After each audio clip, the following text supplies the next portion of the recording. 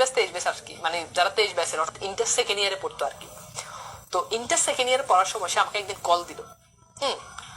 তো কল দিয়ে সে আমাকে বললো যে ওর নাম ছিল নিহা। তো নিহা আমাকে কল দিল, কল দিয়ে নেহা আমাকে বললো ভাইয়া আমার তো মানে আমি তো ইংলিশে অনেক দুর্বল, তো আমাকে ইংলিশে ঢাকা ইউনিভার্সিটিতে পড়ে এমন একটা ভাইয়া দিন, আমাকে বাসায় এসে ইংলিশ পড়াবে। তো বলছে আচ্ছা ঠিক আছে আমি দেখি।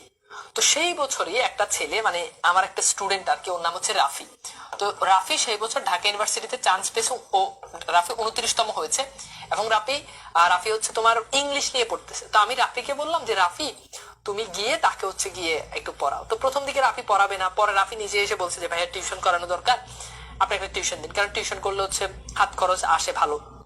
যথারীতি রাফি হচ্ছে আর বলে আমি হচ্ছে ওই নিহার বাড়িতে হচ্ছে রাফিকে পাঠালাম আর কি, যে তুমি গিয়ে নিহাকে একটু পড়াও। তো যাই হোক যথারীতি পড়তেছে নিহা পড়তেছে। পড়ার প্রায় তোমার 1.5 মাস হবে, 1.5 মাস কিংবা 2 মাস হবে এরকম আর কি। তো 1.5 মাস কিংবা 2 মাস পরে নিহা একদিন আমাকে ফোন দিয়ে কল দিছে, কল দিয়ে বলে কি ভাইয়া, বলে ভাইয়া আমি না ভাইয়া রাফিকে ছাড়া বাঁচবো না, তাকে আমি বিয়ে করব, আমার ফ্যামিলি থেকে বিয়ের জন্য ইয়ে করতেছে, কিন্তু ভাইয়া আমি তাকে ছাড়া বাঁচবো না, মরে যাব, বিষ খাবো, ওপারে চলে যাব, এরকম নানা কথা আমাকে এসে ফোন দিয়ে শোনাচ্ছে। আমি ভাই পুরো অবাক, পাঠাইলাম আজ প্রায় 2 মাস হইল না, 2 মাসের ভিতরে এদের কি এমন হয়ে গেল, এই মেয়ে সে বলছে সে রাফিকে ছাড়া বাঁচবে না।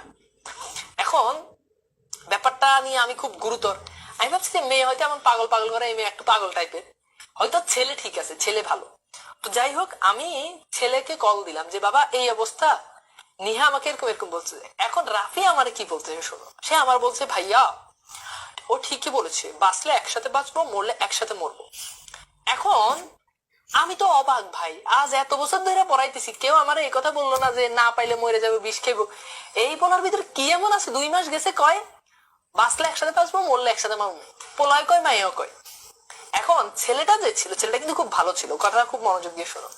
এই ছেলে হুজুর ছিল, মানে হাফেজ ছিল, মুখ ভর্তি দাঁড়ে ছিল, সবসময় গোল পাঞ্জাবি গায়ে দিত। এই ছেলেটা এই মেয়ের কাছে পাঠানোটাই আমার মনে হয় ভুল হয়েছে, কারণ এই মেয়ে যে ছিল, এই মেয়ে আবার বিখ্যাত টিকটকার। এই যে কিছুদিন আগে তার টিকটকে 1 মিলিয়ন সেলিব্রেশন হয়েছে, নিহা খুব বিখ্যাত টিকটকার, কিন্তু টিকটকে তার আরেক নাম। এখন আবার বলে না ভাই তার টিকটক আইডি দিন, সেটা বলছি না। তো যাই হোক এখন নিহা বানাচ্ছে টিকটক। যেমন তোমরা যেমন পড়াশোনা করো, পড়াশোনার পাশাপাশি তোমাদের থিম কি, যে পাশাপাশি তোমরা হয়তো টিকটক বানাও, কিন্তু নেহার কথা হচ্ছে ভাই আগে টিকটক বানাই, পরে আমি সময় পেলে পড়াশোনা করবো, এরকম একটা ভাবসা ওর ভিতরে। তো নেহা যেটা করলো, এখন আমি রাফিকে সুন্দরভাবে বুঝলাম যে তোমার মধ্যে একটা হাফেজ ছেলে, এরকম গোল পাঞ্জাবি গায়ে দাও, মুখ ভর্তি ধারি, কত জেন্টেল তুমি, তোমার কত সুনাম, আর তুমি এই নেহা একটা মেয়ে মাত্র সেকেন্ড ইয়ার পরে, তুমি এই মেয়ের পিছনে তুমি একটু বিয়ে করো না, তোমার সাথে ওর সাথে মেন্টালি ম্যাচ করবে না। আমি তাকে নানাভাবে বুঝাইলাম। এখন রাফি আমাকে কি বলছে, বলছে ভাইয়া আপনি এসব নিয়ে কোনো চিন্তা করবেন না, আপনি আমার উপর ভরসা রাখুন, আমি বিয়ে করে তাকে ধর্মের পথে নিয়ে আসবো।